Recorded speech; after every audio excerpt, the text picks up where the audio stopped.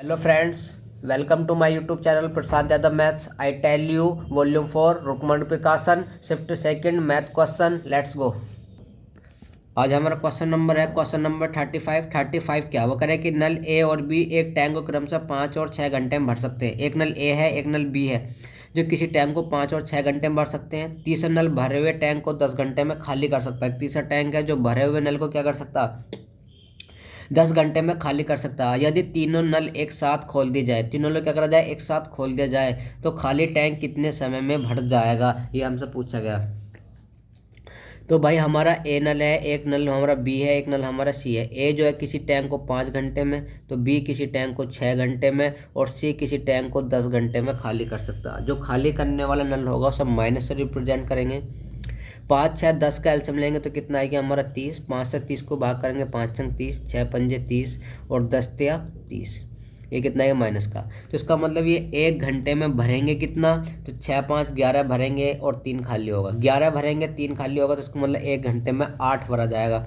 भरना कितना 30, भरना हमें 30 है, भरा हमारा 8 जा रहा तो कितना हो जाएगा हमारा 30/8। कितना आ गया हमारा 30/8। 8 से 30 को भाग करेंगे तो कितना आ गया 8 से 24, 3 घंटे कम्प्लीटली आ गया। बचा कितना हमारे पास 6, तो कितना आ गया हमारा 6/8। अब इसके मिनट बनाएंगे तो मिनट बनाएंगे तो किससे गुणा कर देंगे 60 से। तो कितना आ गया 4 दूनी 8 और 15 चौका 60 और 2 तिया 6, तो 15 तिया 45। तो कितना आ गया हमारा 3 घंटे 45 मिनट। तो हमारा जो टैंक है वो 3 घंटे 45 मिनट में भर जाएगा। अब हमारा नेक्स्ट क्वेश्चन है क्वेश्चन नंबर हमारा 41। क्वेश्चन नंबर 41 क्या है वो कह रहा है कि यदि x धनात्मक है और x बटे स्क्वायर रूट 243 बराबर स्क्वायर रूट 2187/x है तो x का मान क्या होगा। तो हमें x की वैल्यू निकालनी। तो क्वेश्चन नंबर 41 तो वो कह रहा है कि x बटे स्क्वायर रूट 243 बराबर किसके दिया हमें स्क्वायर रूट 2187/x दिया है। तो x का मान पूछा तो हम क्या करें सबसे पहले क्रॉस मल्टीप्लाई करेंगे। क्रॉस मल्टीप्लाई करेंगे तो कितना आएगा x स्क्वायर 2187 क्या लिख सकते हैं हम 9 गुणा 243, क्योंकि 243 की 9 से गुणा करेंगे तो 2187 आएगा और गुणा स्क्वायर रूट 243। फिर एक्स स्क्वायर इक्वल टू कितना आ गया हमारा रूट 9 गुणा रूट 243 गुणा रूट 243। तो रूट 9 को बाहर लिखेंगे तो कितना आएगा 3 और हमारा ये कितना है स्क्वायर रूट 243 स्क्वायर रूट 243 है। तो इसमें भी क्या जाएगा हमारा इन दोनों का निकाल लेंगे स्क्वायर रूट तो कितना जाएगा 243 से जाएगा। अब एक्स स्क्वायर बराबर है कितना ना 3 गुणा 243। हमें वैल्यू निकालनी एक्स की तो एक्स बराबर कितना हो जाएगा हमारा 3 गुणा 243। 3 गुणा 243 की गुणा करेंगे तो कितना आएगा हमारा स्क्वायर रूट 3 की गुणा करेंगे तो कितना जाएगा हमारा 3 3 9 3 चौक 12 729। तो हमारा कितना आएगा स्क्वायर रूट 729। 729 किसका स्क्वायर रूट होता है हमारा 27 का। तो इसका जो एक्स बराबर कितना आएगा हमारा 27। अब हमारा क्वेश्चन नंबर 47। क्वेश्चन नंबर 47 क्या वो करेगी 5, 2, 2, 7, 3 और 8 की माध्यिका क्या। हमें माध्यिका निकालनी तो सबसे पहले माध्यिका निकालने के लिए करना क्या पड़ेगा तो बढ़ते क्रम में लिखो या फिर घटते क्रम में लिखो। तो सबसे पहले हमने इन्हें बढ़ते क्रम में लिख लिया कि क्या लिख लिया 2, 2 फिर 3, 5, 7, 8 इन्हें बढ़ते क्रम में लिख लिया।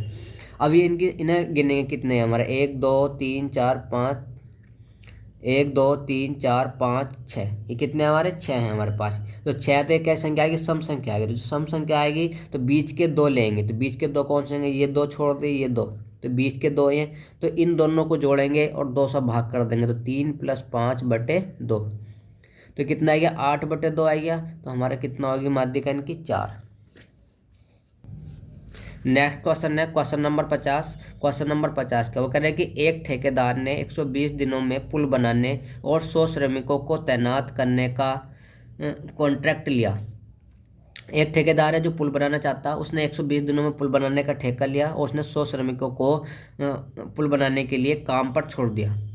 वो करे काम का केवल 1/5 हिस्सा 45 दिनों में समाप्त हुआ। अब उन जो श्रमिक लगाए थे जो मजदूर लगाए थे उन्होंने 45 दिनों में काम का 1/5 हिस्सा समाप्त हुआ। सही समय पर काम खत्म करने के लिए कितने अतिरिक्त श्रमिकों को तैनात किया जाना चाहिए। हमसे पूछा कि यदि काम को सही समय पर समाप्त करना तो कितने और अधिक श्रमिक लगाने पड़ेंगे। तो भाई पहले क्या था पहले हमारे श्रमिक थे कितने 100 100 श्रमिक थे और 100 श्रमिकों ने कितने दिनों तक काम करा? 45 दिनों तक। कितना काम करा? 1/5। अब जो श्रमिक हैं, अब हमने मान लिया कि x श्रमिक और अधिक लगाने पड़ेंगे। कितने श्रमिक अधिक लगाने पड़ेंगे? x। यदि x श्रमिक अधिक लगाने पड़ेंगे तो x प्लस कितने हो जाएंगे? 100 हमारे पास पहले से थे और x श्रमिक अधिक लगाए तो x प्लस 100 हो गया टोटल। अब हमारे पास 120 दिन थे टोटल, 45 दिन काम कर दिया तो काम मतलब दिन बचे कितने? तो अब हमारे पास 120 में से 45 घटाएंगे तो 75 दिन बचे। 75 दिन बचे अब हमारे पास। अब जो काम बचा कितना? 5 में से एक काम हो गया तो काम बचा कितना? 4/5। तो हमारा 5 से ये 5 कैंसिल हो जाएगा और कितना हो गया? 25 चौका 100 और 25 तिया 75। 3 से इसे डिवाइड करेंगे 45 को कितनी बार? 15 बार। तो कितना आएगा हमारा? 15 चौका 60 और ये 4 था, 4 इधर गुणा में जाएगा तो कितना आएगा? 60 चौक 240। 240 बराबर कितना आएगा? x प्लस 100 और 100 को इधर लाएंगे तो कितना जाएगा? 240 माइनस 100 बराबर किसके आएगा? x के।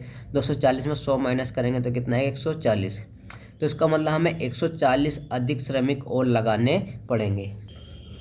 अब हमारा क्वेश्चन नंबर 53। क्वेश्चन नंबर 53 क्या है? वो कह रहा है कि 1870 को 3 भागों में इस प्रकार विभाजित करें ताकि पहले भाग का आधा, दूसरे भाग का 1/3 और तीसरे भाग का 1/6 बराबर हो। तो तीनों भाग क्या है?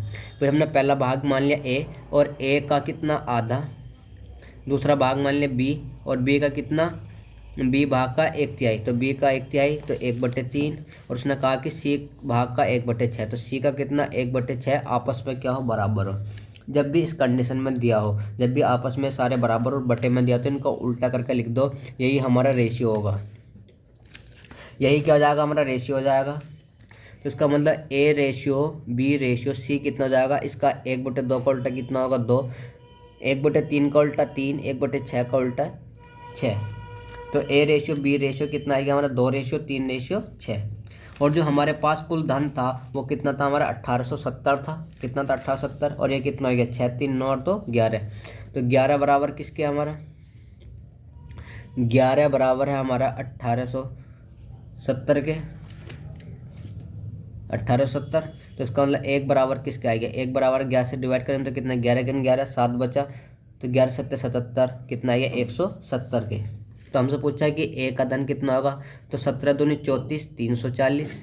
बी का धन पूछा हमसे कि बी का धन कितना होगा? तो 17 ते 51 510 और हमसे पूछा सी का धन तो 17 छक्का 102 तो 1020 जो कि हमारा ऑप्शन नंबर हमारा ऑप्शन नंबर हमारा सी है 340। सॉरी, ऑप्शन नंबर बी है 340 510 और 1020। अब हमारा क्वेश्चन नंबर 59 में क्या पूछा? हमसे पूछा है कि स्क्वायर रूट 0.5 का मान क्या होगा। तो 0.5 का स्क्वायर रूट का मान पूछा, जब भी पॉइंट के बाद होगा तो 0 लगाएंगे। हमने जोड़ा बना दिया, फिर ऐसे 0 लगाएंगे और जोड़े बनाएंगे, फिर 0 लगाएंगे, ऐसे जोड़े बनाते चले जाएंगे। अब इसका क्या निकाल लेंगे हम? स्क्वायर रूट निकाल लेंगे भाग विधि से। ये कितना हमारा? 50। तो 50 7 सत्ते 49 8 अट्टे 64 ज़्यादा हो जाएगा तो 7 बार डिवाइड करेंगे तो कितना आएगा? 7 सत्ते 49। हमारे पास बचा कितना? 1। फिर पूरा जोड़ा तारेंगे तो कितना आएगा? 100। जिससे डिवाइड करते हैं उसी को जोड़ते हैं फिर इसमें, तो 7 और 7 जोड़ेंगे तो कितना आएगा? 14। अब इस संख्या से करें, अब यहाँ हम 1 भी लिखते हैं तो 1 से करेंगे तो कितना हो जाएगा? 141 जो कि 100 से अधिक है हमारा। तो फिर एक और जोड़ा तारना पड़ेगा। जोड़ा तारेंगे तो एक 0 और लगाएंगे। भाई एक 0 और लगाएंगे तो ये जोड़ा तार लिया हमने। अब देखो यहाँ से ही हमारा ऑप्शन से सोल्व हो गया क्योंकि एक ही ऑप्शन में दिया हमारा 0.70। तो बस यही हमारा आंसर था। शाहना ने एक वस्तु को 384 में बेचा और 20% का लाभ अर्जित किया। उस वस्तु का क्रय मूल्य ज्ञात करें। भाई शाहना है, उसने एक 384 में कोई वस्तु खरीदी और 20% का वो 384 में बेची और 20% का लाभ अर्जित किया, तो उस वस्तु का क्रय मूल्य कितना? बहुत ही आसान क्वेश्चन है ये। इस क्वेश्चन में क्या करना है भाई? हमने मान लिया कोई भी वस्तु क्या होती है? वो 100% होती है। उसका जो कॉस्ट प्राइस होता है वो कितना होता है? 100%। 20% का लाभ कमाया तो उसने बेची कितने की? 120% की। बेची कितने की? 384 की। तो इसका मतलब 120% बराबर है किसके? 384 के। हमें निकालना है क्या? Cost price. तो 100% बराबर किसके होगा हमारा? 100% बराबर होगा हमारा 384 बटे 120 गुणा 100 के। अब इसकी कैलकुलेशन करेंगे, 0 से हमारा 0 कैंसिल तो कितना आएगा? 12 तिया 36 2 बचा 12 दूनी 24। तो इसका मतलब उस वस्तु का जो क्रय मूल्य था वो 320 रुपये था। 77 क्वेश्चन क्या वो करेगा कि यदि sec स्क्वायर 5, इसमें मिस प्रिंट है, ये बराबर नहीं है, यहाँ है हमारा माइनस, यहाँ हमारा क्या है माइनस है। तो करेगा कि मतलब sec की पावर 4 5 माइनस sec स्क्वायर 5 बराबर किसके 5 के। तो हमसे पूछा है कि 10 की पावर 4 5 प्लस 10 स्क्वायर 5 का मान क्या होगा। तो भाई इस ट्रिग्नोमेट्रिक क्वेश्चन है, हमें फॉर्मूले जरूर याद होने चाहिए जब भी हमारा क्वेश्चन हो सकता है। तो कह रहा है कि sec की पावर 4 5 माइनस sec स्क्वायर 5 बराबर किसके 5 का। तो हमने यहाँ से sec स्क्वायर 5 कॉमन ले लिया, sec स्क्वायर 5 हमने क्या लिया यहाँ से कॉमन ले लिया। जब sec स्क्वायर 5 कॉमन लिया तो यहाँ क्या बचा हमारे पास sec square 5 minus 1 equal to किसके आएगा हमारा 5 के। sec स्क्वायर 5 की जो वैल्यू होती है वो होती है हमारी 1 प्लस के tan स्क्वायर 5। sec स्क्वायर 5 की वैल्यू होती है हमारी 1 प्लस के tan स्क्वायर 5 और sec स्क्वायर 5 माइनस 1 की वैल्यू होती है हमारी tan स्क्वायर 5 बराबर किसका होता है 5 के। सब फॉर्मूले हमारे।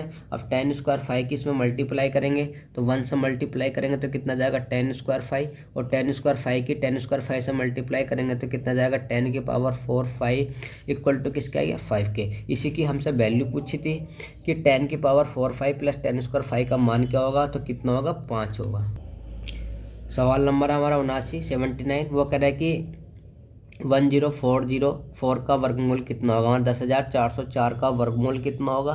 देखो लास्ट में कितना 4 है तो हमारे ऑप्शन से भी कर सकते हैं। देखो 4 का स्क्वायर करेंगे 4 नहीं आने का, 6 का स्क्वायर करेंगे 4 नहीं आने का, 2 का स्क्वायर करने पर 4 आता है या 8 का स्क्वायर, इन दो ऑप्शन में से एक है। भाई तुम्हें याद होने चाहिए थोड़ा बहुत तो, क्योंकि 100 के आसपास का वर्ग है। तो 102 का यदि हम वर्ग करते हैं 102 का वर्ग करते तो हमारा 10,404 आता, क्योंकि 2 का वर्ग कितना होता है 4 और 102 में फिर 2 जोड़ दो तो 104 आता है। ये ट्रिक होती है हमारी। नेक्स्ट क्वेश्चन है क्वेश्चन नंबर 80। वो करेगा कि 50 छात्रों की कक्षा में लड़कों और लड़कियों का अनुपात 2:3 है। लड़कों को के औसत अंक 60 हैं और लड़कियों के औसत अंक 70 हैं, तो पूरी कक्षा के औसत अंक कितने हैं। भाई जो लड़कों का औसत अंक है वो कितना 60 है और संख्या कितनी 2, तो 60 दूनी कितना हो गया 120। लड़कियों का जो औसत अंक है वो कितना 70 है, कितनी है 3, तो कितना हो गया 210। हमसे पूछा है कि टोटल का कितना होगा दोनों को मिला के, तो कितना जाएगा 3 और 2 5।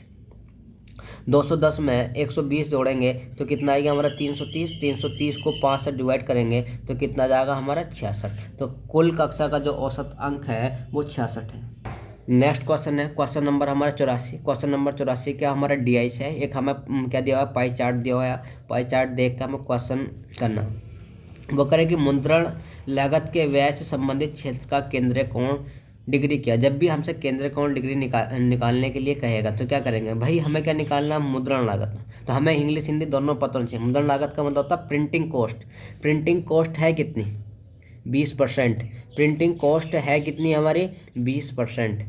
तो परसेंट हटाएंगे तो अपॉन में कितना आएगा 100। अब इसी चीज़ को हमें डिग्री में कन्वर्ट करना, तो डिग्री में कन्वर्ट करेंगे तो किससे गुणा करेंगे 360 से। किससे गुणा कर देंगे 360 से। 5 से काटेंगे तो 20 पंजे 100 और 5 से 360 को डिवाइड करेंगे तो कितना आएगा हमारा 72। तो इसका मतलब इसका जो सेक्टर कोण होगा केंद्रीय कोण होगा वो कितना होगा 72 डिग्री।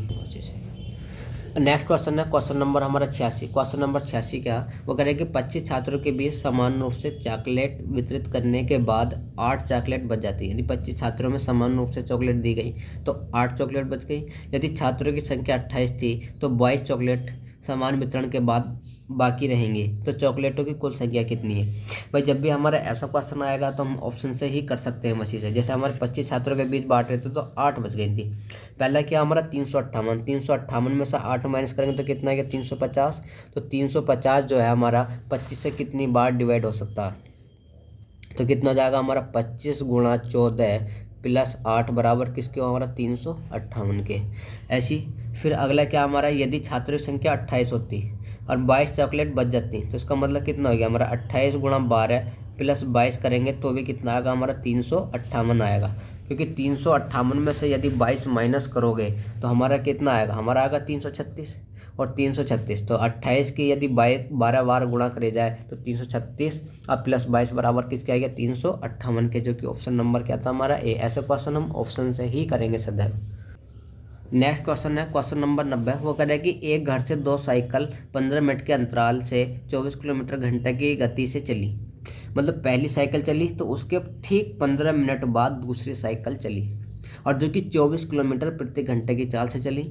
वो करे घर की विपरीत दिशा में आ रही एक महिला को और कितनी अधिक चाल किलोमीटर प्रति घंटे से चलना पड़ेगा ताकि 10 मिनट के अंतराल पर साइकिल मिल जाए। वो करेगी घर की विपरीत दिशा से एक महिला आ रही है, उसे कितनी अधिक चाल से चलना पड़ेगा क्योंकि उसे जो साइकिल है वो 10 मिनट के अंतराल से मिल जाए।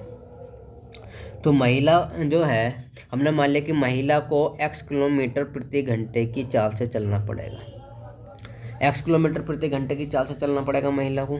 तो भाई जब साइकिल उसे 10 मिनट के अंतराल से मिलेगी तो इसका मतलब जब पहली साइकिल मिली या दूसरी साइकिल मिलने के बीच जो है वो 10 मिनट का टाइम होना चाहिए। तो इसका मतलब महिला वो 10 मिनट तक चलेगी। तो x किलोमीटर प्रति घंटे की चाल से यदि महिला 10 मिनट तक चलेगी तो 1 किलोमीटर प्रति घंटा में, तो इसे भी क्या बनाएंगे, घंटे बनाएंगे। तो कितना जाएगा 10/60। तो इतनी दूरी तो तय करेगी। अब इतनी दूरी को तय करने में साइकिल को कितना समय लगेगा, सिर्फ 5 मिनट का समय लगेगा, क्योंकि टोटल जो उनके बीच गैप था वो 15 मिनट का था। तो जो साइकिल की चाल है वो कितनी है हमारी 24 किलोमीटर प्रति घंटा, और वो 5 मिनट में कितनी दूरी तय करेगी, तो 5/60। वही दूरी तो इसने 10 मिनट में तय करी है जो साइकिल 5 मिनट में दूरी तय कर रही है। तो कितना आएगा 24 गुणा 5/60। तो हमारा क्या हो जाएगा, 60 से हमारा 60 कैंसिल, और कितना आएगा हमारा 5 दूनी 10, और 2 से काटेंगे कितनी बार, 12 बार। तो x बराबर कितना आएगा 12 किलोमीटर प्रति घंटे की चाल से। तो महिला को 12 किलोमीटर प्रति घंटे की चाल से चलना होगा।